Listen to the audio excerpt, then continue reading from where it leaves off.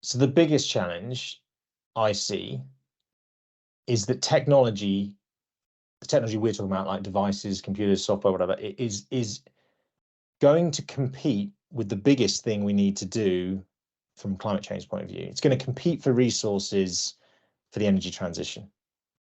It's, even base things like steel, copper, and minerals like, but also a lot of rare metals and minerals. And we only have so much of them. They're all finite resources.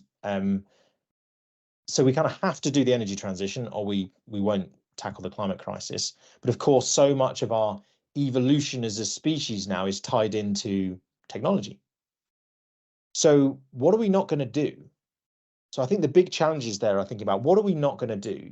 And you talked about what technology I think is most interesting, and I'm slightly tweaking your question, but I'd love it if we can, rather than assume that all technology needs to be changed, I'd love it if we can see more technology that's running today still running in 10 to 12 years' time. I'd love it to see if we found a way to be custodians of these resources, custodians of this technology. And of course, there are new technologies that we will need, but how do we not throw away everything each time we move forward?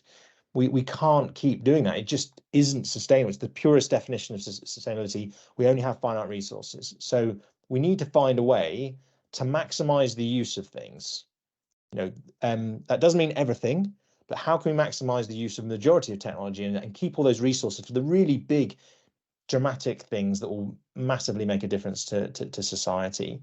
Because if we keep just ripping and replacing everything, there's just not going to be enough resource to do everything else we need to do to keep this planet livable.